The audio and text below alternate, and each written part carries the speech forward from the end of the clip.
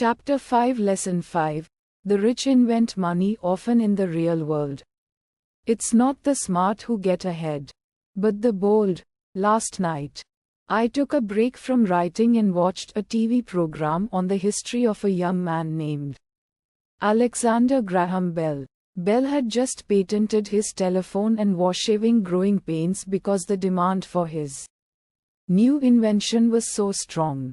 Needing a bigger company, he then went to the giant at that time, Western Union, and asked them if they would buy his patent and his tiny company. He wanted $100,000 for the whole package. The president of Western Union scoffed at him and turned him down, saying the price was ridiculous. The rest is history. A multi-billion-dollar industry emerged, and AT&T was born. The evening news came on right after the story of Alexander Graham Bell. On the news was a story of another downsizing at a local company. The workers were angry and complained that the company ownership was unfair. A terminated manager of about 45 years of age had his wife and 2 babies at the plant and was begging the guards to let him talk to the owners to ask if they would reconsider his termination. He had just bought a house and was afraid of losing it. The camera focused in on his pleading for all the world to see. Needless to say, it held my attention. I have been teaching professionally since 1984. It has been a great experience and a rewarding one. It is also a disturbing profession. For I have taught thousands of individuals and I see one thing in common in all of us, myself included. We all have tremendous potential. And we all are blessed with gifts. Yet the one thing that holds all of us back is some degree of self-doubt. It is not so much the lack of technical information that holds us back, but more the lack of self-confidence. Some are more affected than others once we leave school. Most of us know that it is not so much a matter of college degrees or good grades that count. In the real world outside of academics, something more than just grades is required. I have heard it called many things: guts, chutzpah, balls, audacity, bravado, cunning, daring, tenacity, and brilliance. This factor, whatever it is labeled, ultimately decides one's future much more than school grades do. Inside each of us is one of these brave, brilliant, and daring characters. There is also the flip side of that character. People who could get down on their knees and beg if necessary. After a year in Vietnam as a Marine Corps pilot, I got to know both of those characters inside of me intimately. One is not better than the other, yet as a teacher, I recognized that it was excessive fear and self-doubt that were the greatest detractors of personal genius.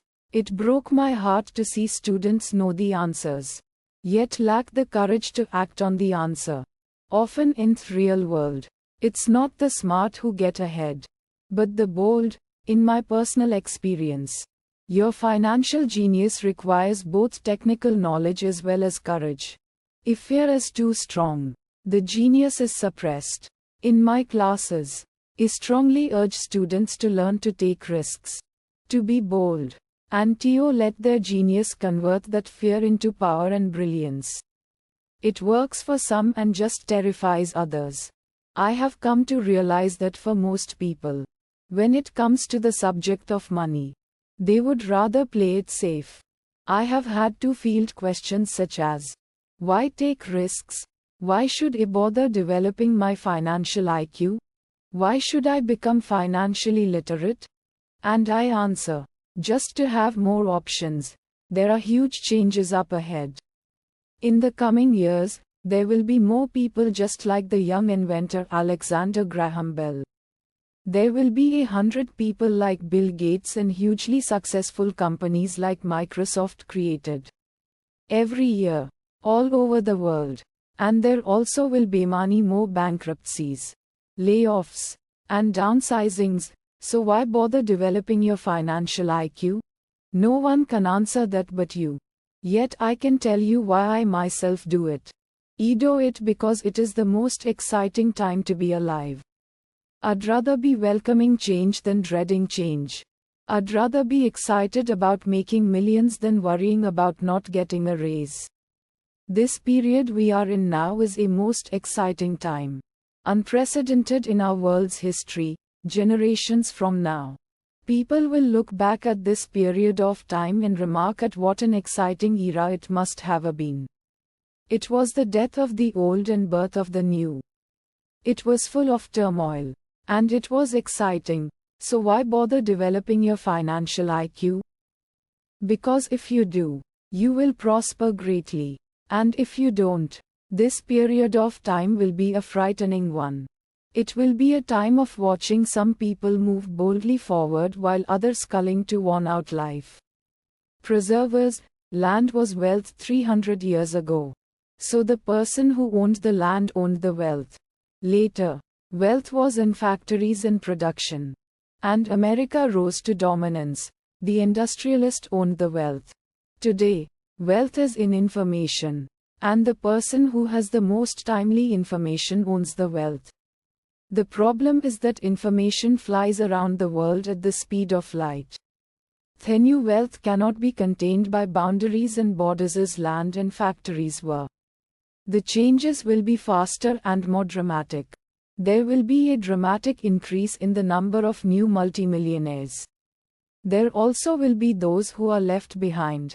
I find so many people struggling today. Often working harder, simply because they cling to old ideas. They want things to be the way they were. And they resist change. Now people who are losing their jobs or their houses.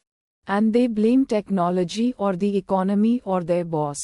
Sadly, they fail to realize that they might be the problem. Old ideas are their biggest liability.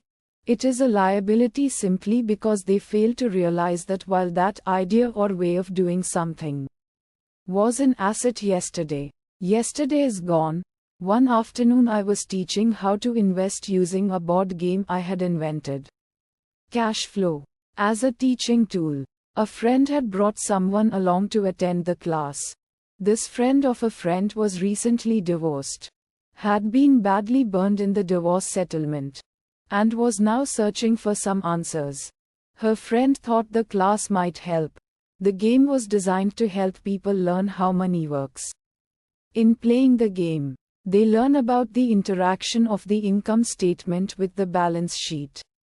They learn how cash flows between the two and how the road to wealth is through striving to increase your monthly cash flow from the asset column to the point that it exceeds your monthly expenses.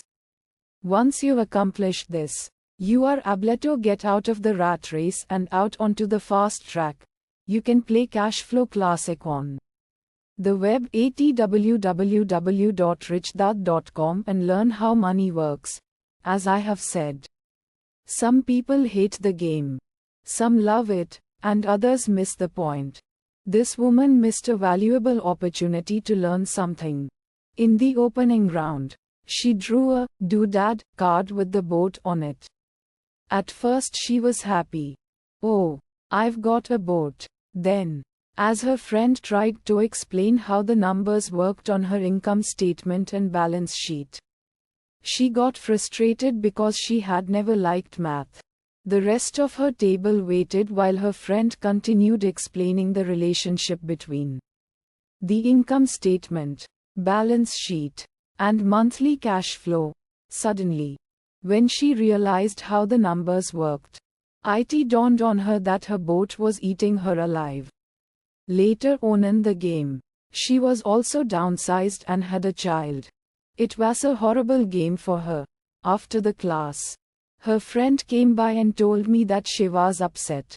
She had come to the class to learn about investing and did not like the idea that it took so long to play a silly game. Her friend attempted to tell her to look within herself to see if the game reflected her in any way. With that suggestion, the woman demanded her money back. She said that the very idea that a game could be a reflection of her was ridiculous. Her money was promptly refunded. and SHE left. Since 1984, I have made millions simply by doing what the school system does not do. In school, most teachers lecture. I hated lectures as a student. I was soon bored, and my mind would drift. In 1984, I began teaching via games and simulations, and I still rely on these tools today. I always encourage adult students to look at games as reflecting back to them what they know and what they need to learn. Most importantly, games reflect behavior. They are instant feedback systems instead of the teacher lecturing you. The game is giving you a personalized lecture, one that is custom made just for you. The friend of the woman who left later called to give mean update. She said her friend was fine and had calmed down. In her cooling off period, she could see some slight relationship between the game and her life. Although she and her husband did not own a boat, they did own everything else imaginable. She was angry after their divorce, both because he had run off with a younger woman and because, after 20 years of marriage, they had accumulated little in the way of assets. There was virtually nothing for them to split. Their 20 years of married life had been incredible fun. But all they had accumulated was a ton of doodads. Games reflect behavior. They are instant feedback systems. She realized that her anger at doing the numbers, the income statement and balance sheet, came from her embarrassment about not understanding them. She had believed that finances were the man's job. She maintained the house and did the entertaining, and he handled the finances. She was now quite certain that in the last 5 years of their marriage, he had hidden money from her. She was angry at herself for not being more aware of where the money was going, as well as for not knowing about the other woman. Just like a board game, the world is always providing us with instant feedback. We could learn a lot if we tuned in more. One day not long ago, I complained to my wife that the cleaners must have shrunk my pants. My wife gently smiled and poked me in the stomach to inform me that the pants had not shrunk. Something else had expanded. Me. The cash flow game was designed to give every player personal feedback. Its purpose is to give you options. If you draw the boat card and it puts you into debt, the question is, now what can you do? How many different financial options can you come up with? That is the purpose of the game. To teach players to think and create new and various financial options. Thousands of people throughout the world have played this game. The players who get out of the rat race the quickest are the people who understand numbers and have creative financial minds. They recognize different financial options. Rich people are often creative and take calculated risks. People who take the longest are people who are not familiar with numbers and often do not understand the power of investing. Some people playing cash flow gain lots of money in the game, but they don't know what to do with it. Even though they have money, everyone else seems to be getting ahead of them. And that is true in real life. There are a lot of people who have a lot of money and do not get ahead financially. Play cash flow. Classic on the web www.richdad.com. What did you learn about your true behavior from playing pay game? Limiting your options is the same as hanging on to old ideas. I have a friend from high school who now works at 3 jobs. Years ago, he was the richest of all my classmates. When the local sugar plantation closed, the company he worked for went down with the plantation. In his mind, he had but one option. And that was the old option. Work hard. The problem was that he couldn't find an equivalent job that recognized his seniority from pay old company. As a result, he is overqualified for the jobs he currently has. So his salary is lower. He now works 3 jobs to earn enough to survive. I have watched people playing cash flow. Complaint how the right opportunity cards are not coming their way. so they sit there. I know people who do that in real life. They wait for the right opportunity. I have watched people get the right opportunity card on, then not have enough money. Then they complain that they would have gotten out of the rat race if they had had more money. So they sit there. I know people in real life who do that also. They see all the great deals, but they have no money, and I have seen people pull a great opportunity card, read it out loud, and have no idea that it is a great opportunity. They have the money. The time is right. They have the card. But they can't see the opportunity staring them in the face. They fail to see how it fits into their financial plan for escaping the rat race. And I know more people like that than all the others combined. Most people have an opportunity of a lifetime flash right in front of them, and they fail to see it. A year later, they find out about it, after everyone else got rich. Financial intelligence is simply having more options. If the opportunities aren't coming your way, what else can you do to improve your financial position? If an opportunity lands in your lap and you have no money and the bank won't talk to you, what else can you do to get the opportunity to work in your favor? If your hunch is wrong, and what you've been counting on doesn't happen, how can you turn a lemon into millions? That is financial intelligence.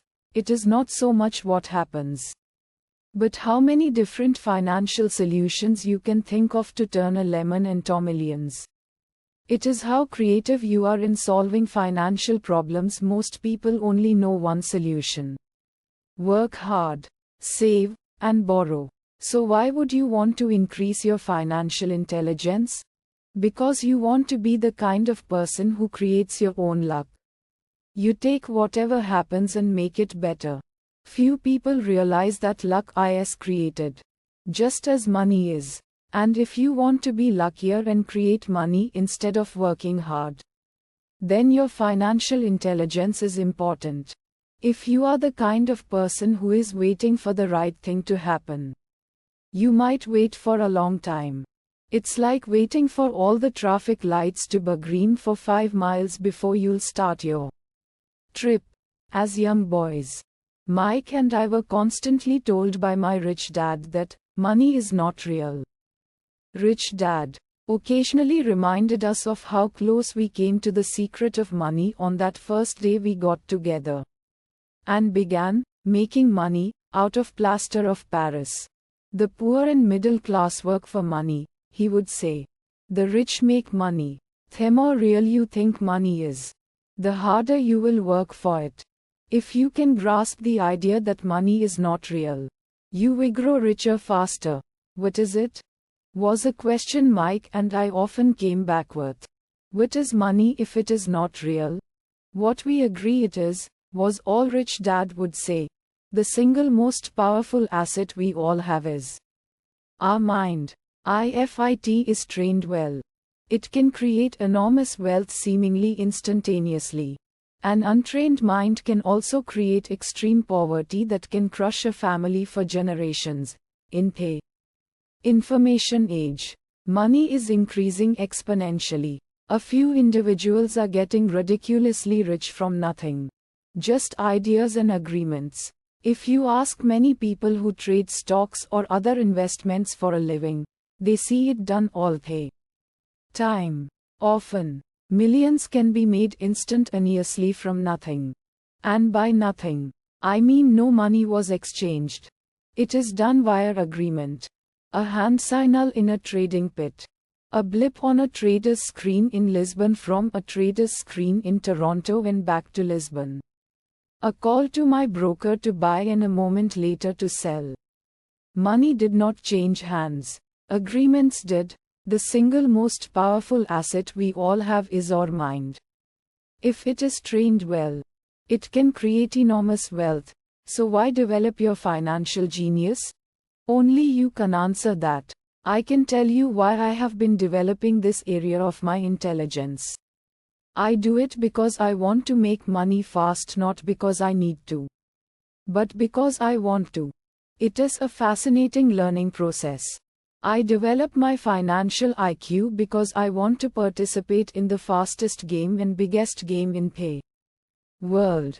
And in my own small way, I would like to be part of this unprecedented evolution of humanity. The era where humans work purely with their minds and not with their bodies.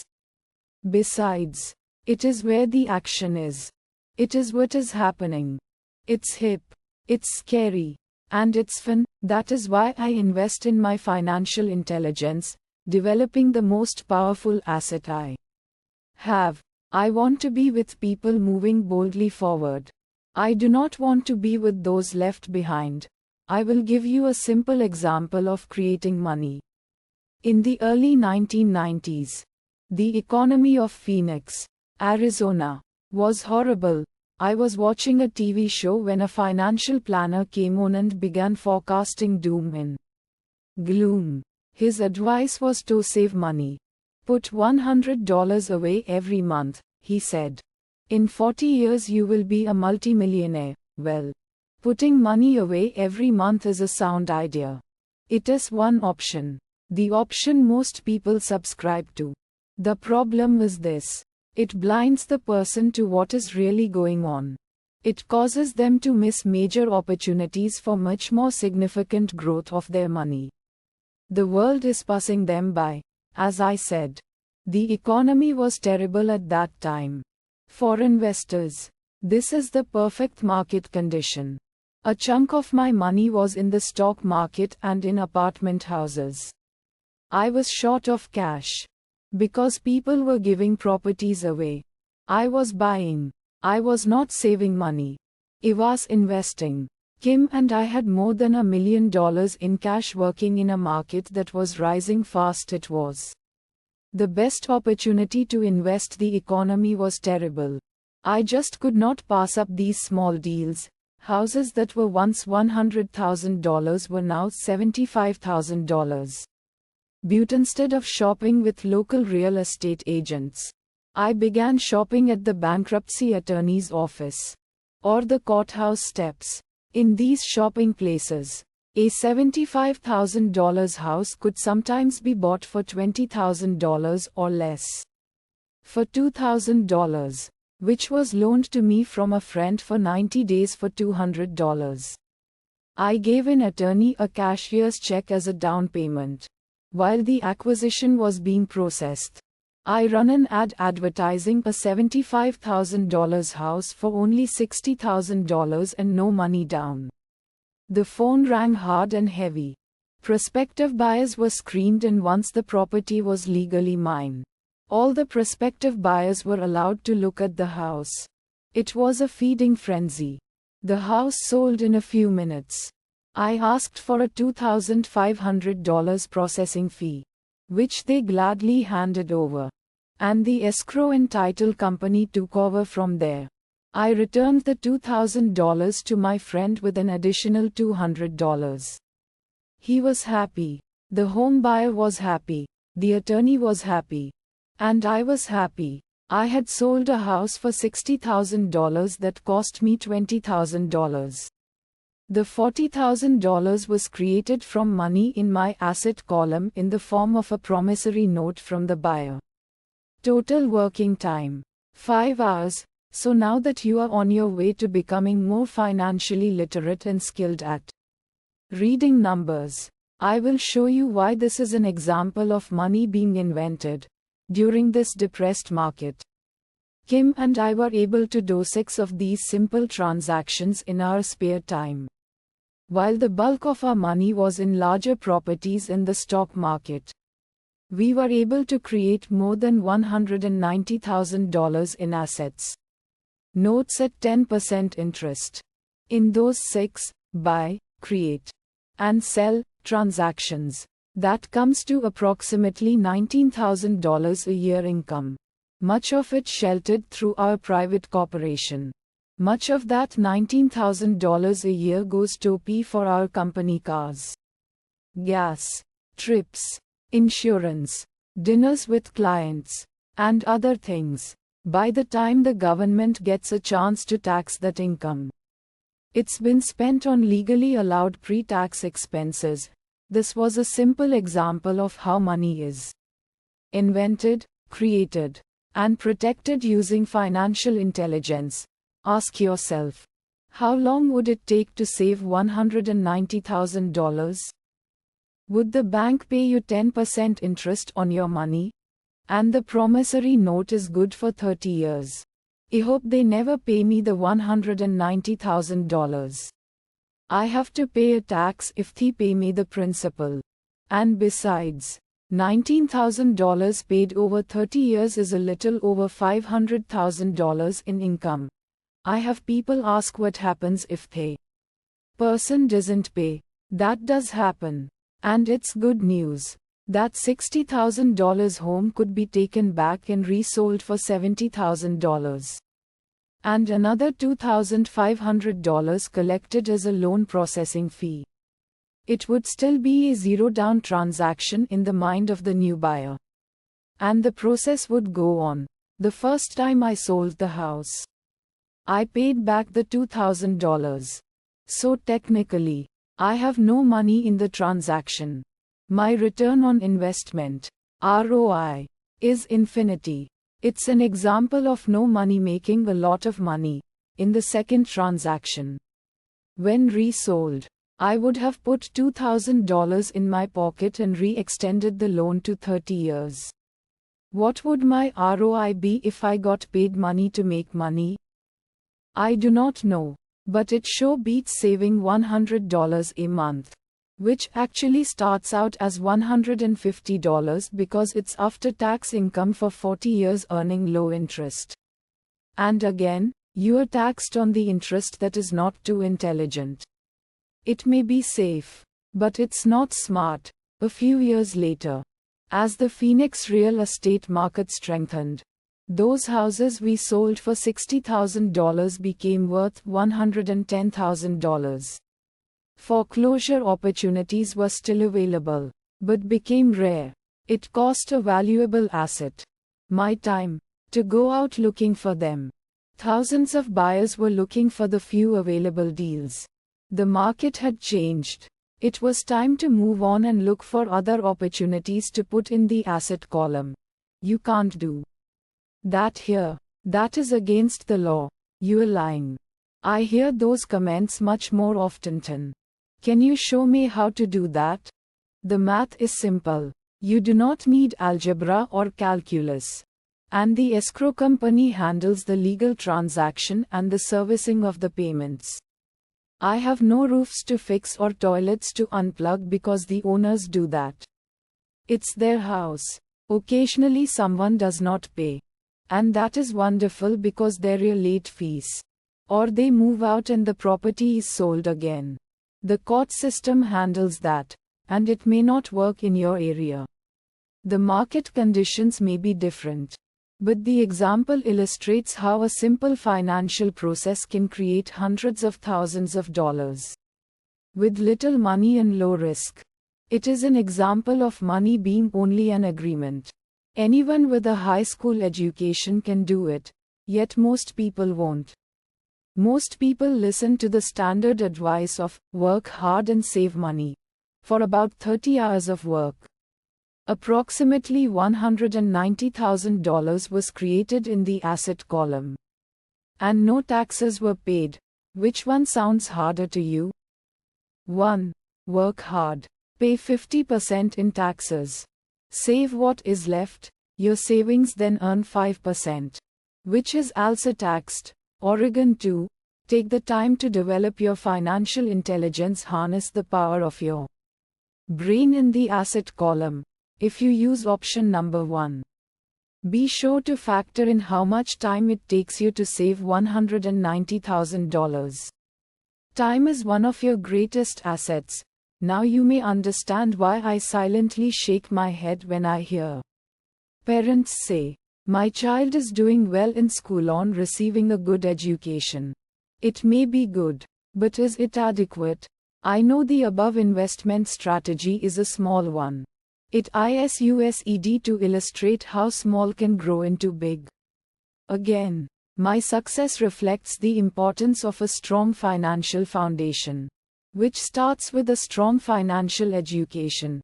I have said it before, but it's worth repeating. Financial intelligence is made up of these four main technical skills. 1. Accounting. Accounting is financial literacy, or the ability to read numbers. This is a vital skill if you want to build businesses or investments. Point 2. Investing. Investing is the science of money making money. Point 3. Understanding markets. Understanding markets is the science of supply and demand. Alexander Graham Bell gave the market what it wanted. So did Bill Gates. $75,000 house offered for $60,000 that cost $20,000 was also the result of seizing an opportunity created by the market. Somebody was buying, and someone was selling. Point 4. The law. The law is the awareness of accounting, corporate, state and federal regulations. I recommend playing by the rules. It is this basic foundation, or the combination of these skills, that is needed to be successful in the pursuit of wealth, whether it be through the buying of small homes, apartment buildings, companies, stocks, bonds, precious metals, baseball cards, or the like. A few years later, the real estate market rebounded and everyone else was getting in. The stock market was booming, and everyone was getting in. The US economy was getting back on its feet. I began selling and was now traveling to Peru, Norway, Malaysia, and the Philippines. The investment landscape had changed. We were no longer buying real estate. Now I just watch the values climb inside the asset column and will probably begin selling. I suspect that some of those 6 little house deals will sell and the $40,000 note will be converted to cash. I need to call my accountant to be prepared for cash and seek ways to shelter it. The point I would like to make is that investments come and go. The market goes up and comes down. Economies improve and crash. The world is always handing you opportunities of a lifetime, every day of your life. But all too often we fail to see them. But they are there. And the more the world changes and the more technology changes, the more opportunities there will be to allow you and your family to be financially secure for generations to come. So why bother developing your financial intelligence? Again, only you can answer that. I know why I continue to learn and develop. I do it because I know there are changes coming. I'd rather welcome change than cling to the past. Now there will be market booms and market crashes. I want to continually develop my financial intelligence because at each market change, some people will be on their knees begging for their jobs. Others, meanwhile, will take the lemons that life hands them. And we are all handed lemons occasionally. And turn them into millions. That's financial intelligence. I am often asked about the lemons I have turned into millions. I hesitate using many more examples of personal investments because I am afraid it comes across as bragging or tooting my own horn. That is not my intention. Use the examples only as numerical and chronological illustrations of actual and simple cases. I use the examples because I want you to know that it is easy. And the more familiar you become with the 4 pillars of financial intelligence, the easier it becomes. Personally, I use 2 main vehicles to achieve financial growth: real estate and small cap stocks. I use real estate as my foundation, day in and day out. My properties provide cash flow and occasional spurts of growth in value. The small cap stocks are used for fast growth. I do not recommend anything that I do. The examples are just that. Examples. If the opportunity is too complex and I do not understand the investment, I don't do it. Simple math and common sense are all you need to do well financially. There are 5 reasons for using examples. 1. To inspire people to learn more. Point 2. To let people know it is easy if the foundation is strong. Point 3. To show that anyone can achieve great wealth. Point 4. To show that there are millions of ways to achieve your goals. Point 5. To show that it's not rocket science. In 1989, I used to jog through a lovely neighborhood in Portland, Oregon. It was a suburb that had little gingerbread houses. They were small and cute. I almost expected to see Little Red Riding Hood skipping down the sidewalk on her way to Granny's. There were, for sale, signs everywhere. The timber market was terrible. The stock market had just crashed. And the economy was depressed. On one street, I noticed a for sale sign that was up longer than most. It looked old. Jogging past it one day, I ran into the owner, who looked troubled. "What are you asking for your house?" I asked. The owner turned and smiled weakly. "Make me an offer," he said. "It's been for sale for over a year.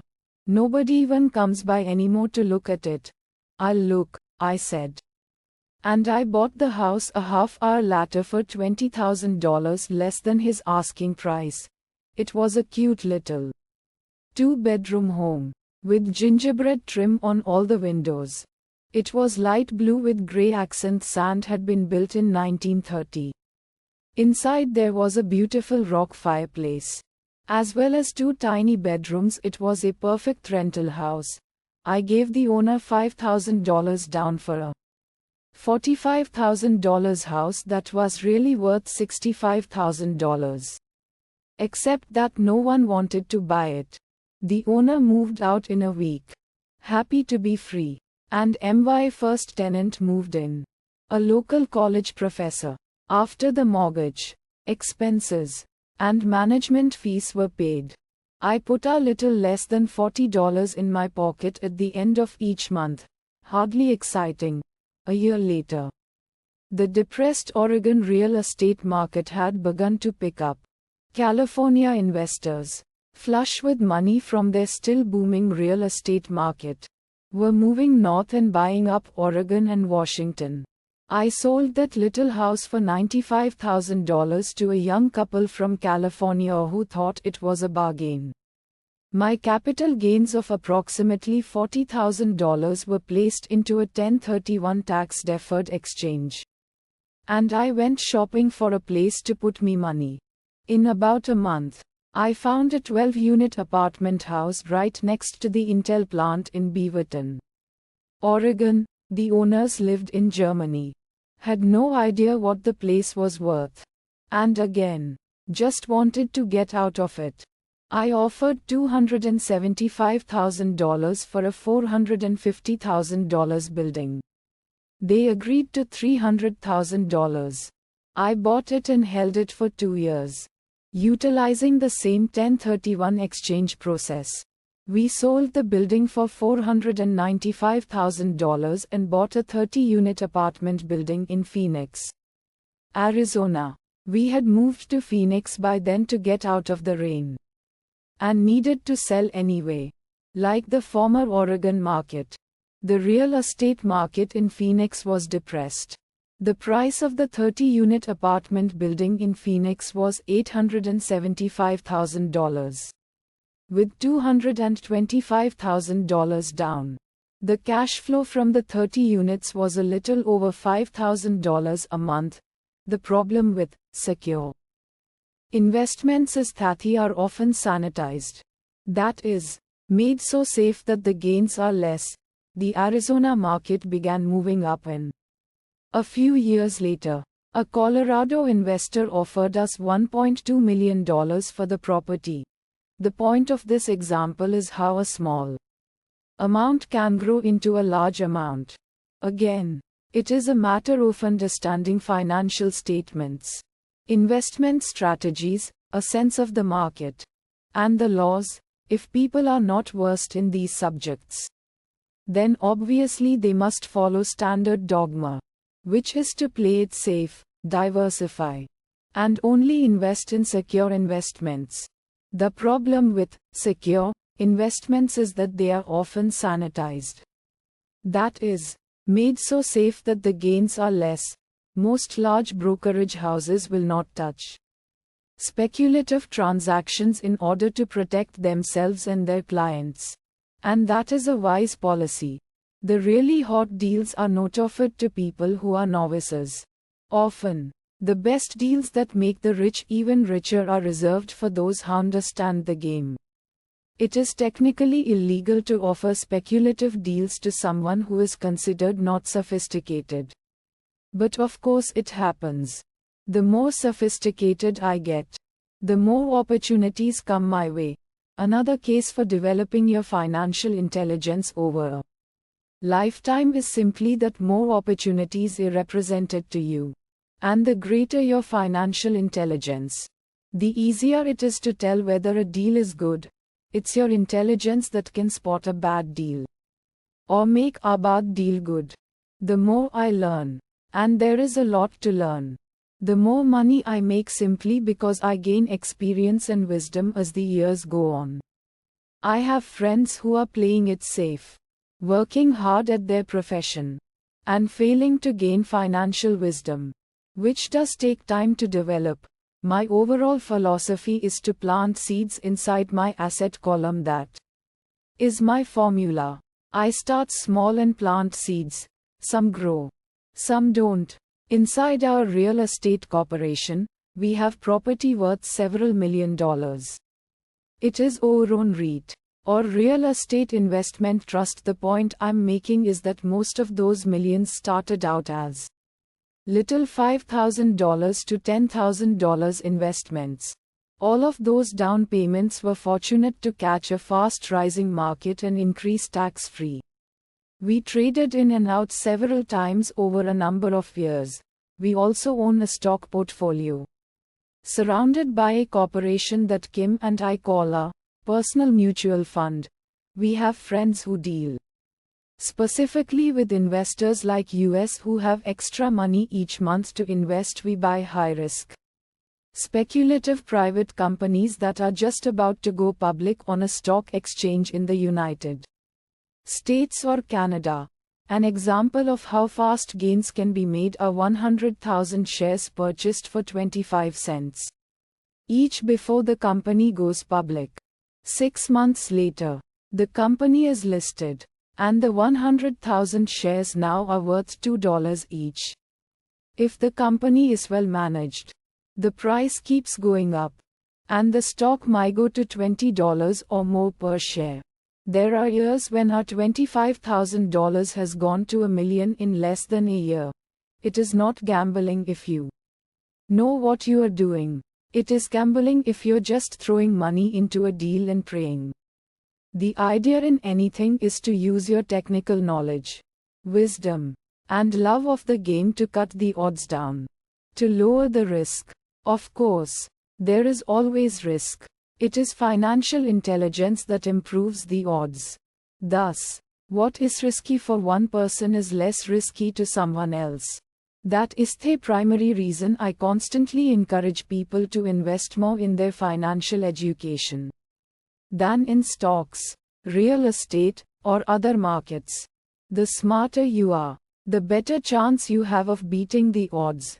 The stock plays I personally invested in were extremely high risk for most people and absolutely not recommended.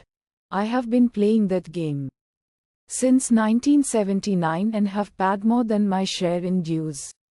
But if you will reread why investments such as these are high risk for most people, you may be able to set your life up differently, so that the ability to take $25,000 and turn it into $1 million in a year is low risk for you. As stated earlier, nothing I have written is a commendation. It is only used as an example of what is simple and possible. What I do is small potatoes in the grand scheme of things. Yet for the average individual, a passive income of more than $100,000 a year is nice and not hard to achieve. Depending on the market and how smart you are, it could be done in 5 to 10 years. If you keep your living expenses modest, $100,000 coming in as additional income is pleasant. Regardless of whether you work. You can work if you like or take time off if you choose and use the government tax system in your favor, rather than against you. It is not gambling if you know what you are doing. It is gambling if you're just throwing money into a deal and praying. My personal basis is real estate. I love real estate because it's stable and slow moving. I keep the base solid. The cash flow is fairly steady and, if properly managed, has a good chance of increasing in value. The beauty of a solid base of real estate is that it allows me to take greater risks, as I do with speculative stocks. If I make great profits in the stock market, I pay my capital gains tax on the gain and then reinvest what's left in real estate, again further securing my asset foundation. A last word on real estate. I have traveled all over the world and taught investing. In every city, I hear people say you cannot buy real estate cheap. That is not my experience. Even in New York or Tokyo, or just on the outskirts of the city, prime bargains are overlooked by most people. In Singapore, with their high real estate prices, there are still bargains to be found within a short driving distance. So whenever I hear someone say, "You can't do that here," pointing at me, I remind them that maybe the real statement is, "I don't know how to do that here." Yet, great opportunities are not seen with your eyes. They are seen with your mind. Most people never get wealthy simply because they are not trained financially to recognize opportunities right in front of them. I am often asked, how do I start? In the final chapter of this book, I offer 10 steps that I followed on the road to my financial freedom. But always remember to have fun. When you learn the rules and the vocabulary of investing and begin to build your asset column, I think you'll find that it's as fun a game as you've ever played. Sometimes you win and sometimes you learn, but have fun. Most people never win because they're more afraid of losing. That is why I found school so silly. In school we learn that mistakes are bad, and we are punished for making them. Yet if you look at the way humans are designed to learn, we learn by making mistakes. We learn to walk by falling down. If we never fell down, we would never walk. The same is true for learning to ride a bike. I still have scars on my knees, but today I can ride a bike without thinking. The same is true for getting rich. Unfortunately, the main reason most people are not rich is because they are terrified of losing. Winners are not afraid of losing, but losers are. Failure is part of the process of success. People who avoid failure also avoid success. Great opportunities are not seen with your eyes. They are seen with your mind. I look at money much like my game of tennis. I play hard, make mistakes. Correct. Make more mistakes. Correct. And get better. If I lose the game, I reach across the net, shake my opponent's hand, smile, and say, "See you next Saturday." There are two kinds of investors. 1. The first and most common type is a person who buys a packaged investment. They call a retail outlet, such as a real estate company, a stockbroker, or a financial planner, and they buy something. It could be mutual fund, a REIT, a stock or a bond. It is a clean, simple way of investing. An analogy would be a shopper who goes to a computer store and buys a computer right off the shelf. Point 2. The second type is an investor who creates investments. This investor usually assembles a deal in the same way a person who buys components builds a computer. I do not know the first thing about putting components of a computer together. But I do know how to put pieces of opportunities together. Or know people who know how. It is this second type of investor who is the more professional investor. Sometimes it may take years for all the pieces to come together. And sometimes they never do. It's the second type of investor that my rich dad encouraged me to be. It is important to learn how to put the pieces together, because that is where the huge wins reside. And sometimes some huge losses if the tide goes against you. If you want to be the second type of investor, you need to develop 3 main skills. Point 1. Find an opportunity that everyone else missed. You see with your mind what others miss with their eyes. For example, a friend bought this rundown old house. It was spooky to look at. Everyone wondered why he bought it. What he saw that we did not was that the house came with 4 extra empty lots.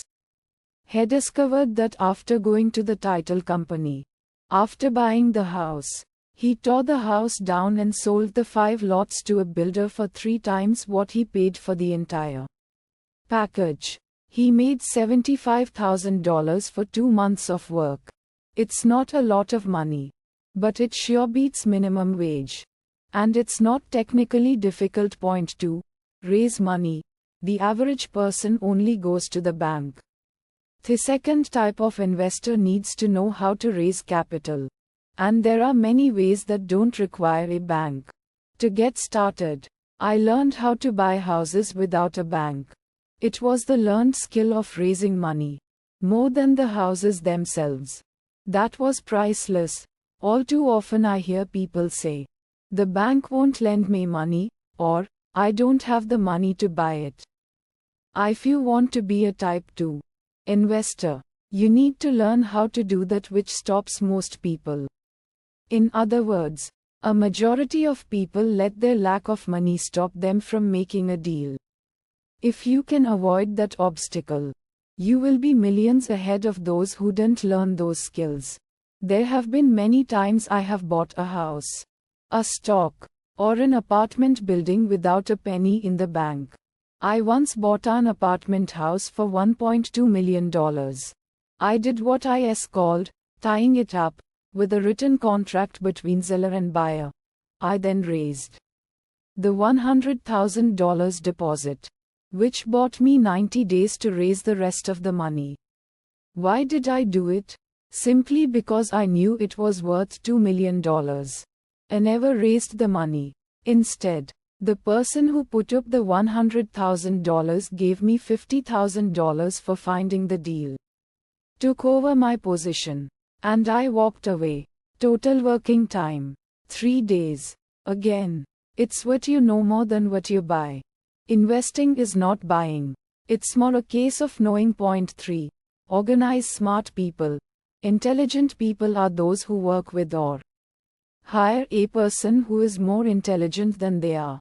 When you need advice, make sure you choose your advisor wisely.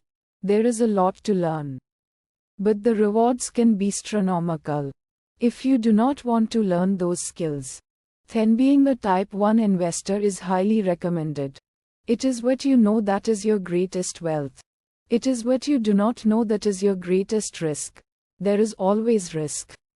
So learn to manage risk instead of avoiding it.